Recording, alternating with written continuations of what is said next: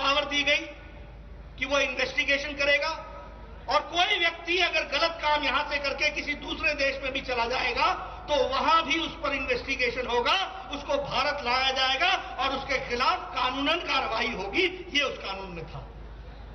क्या कहा? ये ड्रैकोनियन लॉ है, ये नहीं चलेगा, होबे ना होबे ना। की होबे बाबा, होबे की क्या होगा? ये क्या तरीका बना लिया इन्होंने, हर एक चीज का विरोध करना। Unlawful act of prevention act, unlawful activities and prevention act, UAPA, ये कानून लेकर के आए जिसमें भारत सरकार को यह अधिकार है कि वो टेररिस्ट को टेररिस्ट घोषित कर सके और उसके खिलाफ एक्शन ले सके। बोलो, ये कानून के लिए जरूरी है कि नहीं है? जरूरी है कि नहीं है? इसका इन्होंने पार्लियामेंट में विरोध किया और क्या कहा? इससे सरकार को ताकत आ जाएगी और किसी को भी टेररिस्ट घोषित कर दिया जाएगा। आप गलत काम करो और आपको गलत काम कहने से रोकना हो, उसके लिए उसके ऊपर कानूनन कार्रवाई हो, उसको रोकने का आप प्रयास करो। क्या तरीका है?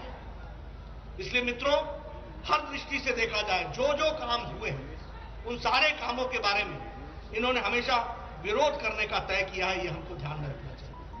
आप बताइए, अगर मैं सीएए की बात करूं, यही मतुआ समाज के हमारी आदरणीय बड़ो मां वीणा पानी जी, उनके पास आशीर्वाद लेने ममता जी गई थी कि नहीं गई थी?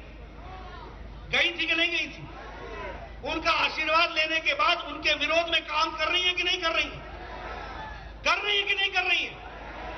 ये है इनका आदर्श, ये है इनका चरित्र, ये है इनका कार्य करने का तरीका। मित्रों, आप समझो, हाथी के दांत दिखाने के और है, खाने के कोई और है। इस बात को समझने की जरूरत है। ये षड्यंत्र है, ये छल है।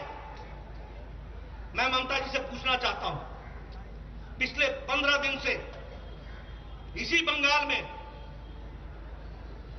हिंसा का तांडव नृत्य हुआ कि नहीं हुआ? क्या बोलती है? ये केंद्र के चलते हुआ।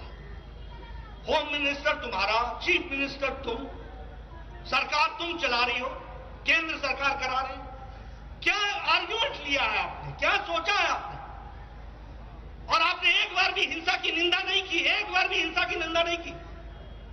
और अभी बोल रही है कि मैं अपील करती हूं। अरे मुख्यमंत्री अपील करता है कि एक्शन लेता है? मुख्यमंत्री अपील करता है कि एक्शन लेता है? दंड तुम्हारे हाथ में है, ताकत तुम्हारे हाथ में है। मुख्यमंत्री तुम हो, गृह मंत्री तुम हो, तुम्हारी सरकार के गृह मंत्री हैं, और तुम बोलती हो मैं अपील करती हूं। क्या धूपबत्ती देनी है उनको? क्या करना है? अपने बाजा बजाओ और बोलो कि आवाज कहां से आई? अपने बाजा बजाओ और फिर बोलो आवाज कहां से आई? इन सब के जननी आप लोग खुद हैं। आपने खड़ा किया है, समाज को बांटने की कोशिश की है, तुष्टीकरण की राजनीति को लाने का प्रयास किया है, और इस बात को हम कभी भी आगे बढ़ने नहीं देंगे। ये हम आपको बताना चाहते हैं। मित्रों, बंगाल की क्या तस्वीर बना दी है, मैं सच में दुखी मन से कह रहा हूं। मैं भारत का स्वास्थ्य मंत्री था, मैं आयुष्मान भारत यहां लागू करना चाहता था। मोदी जी की तीव्र इच्छा थी। बंगाल में गरीबी है, गरीबी के कारण लोग इलाज नहीं करा पाते। 2 करोड़ से ज्यादा लोग बीपीएल के नीचे हैं, उनको इलाज होना चाहिए था। हमने आयुष्मान भारत लेकर के आए।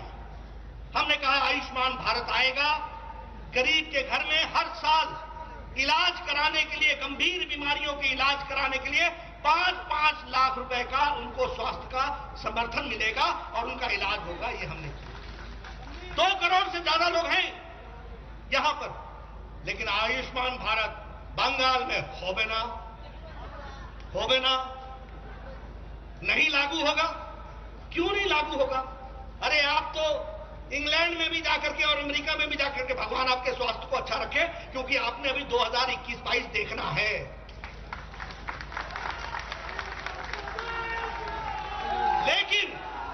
लेकिन आप तो अपना इलाज अगर किसी को कराना होगा या आपके रिश्तेदार को, तो इंग्लैंड और अमेरिका में करा लेगा। लेकिन मोदी जी ने गरीब को एक अच्छी सुविधा दी ताकि वह भी दिल्ली के एम्स में और टाटा मेमोरियल हॉस्पिटल में अपना इलाज करा ले। उसको आपने रोकने का काम किया है, यह काम आपने पकड़ा। मैं भारत का स्वास्थ्य मंत्री था। मैंने पूछा डेंगू के कितने बीमार हैं यहां पर, बतावे ना, बोलवे ना, कोई कोशिश करे नहीं बताने का। क्या है, डेंगू से लोग मर रहे थे, भारत सरकार पूछ रही थी, ये बोलते खबरदार केरो बोलवे ना, कोई बोलवे ना। क्या बोलवे ना, क्या पकड़ा हुआ है? अरे मानवता ध्यान में रखो। और मैं आई एम ऑन रिकॉर्ड, मैंने चिट्ठी लिखी, मैंने कहा आपके यहां से जवाब नहीं आ रहा है, आएगा नहीं, क्या बना रखा है। और फिर क्या बोलते हैं, संविधान खतरे में है। संविधान को खतरे में आप डाल रहे हैं, आप संविधान की तौहीन कर रहे हैं। इस बात को समझना चाहिए, इसको जानना चाहिए।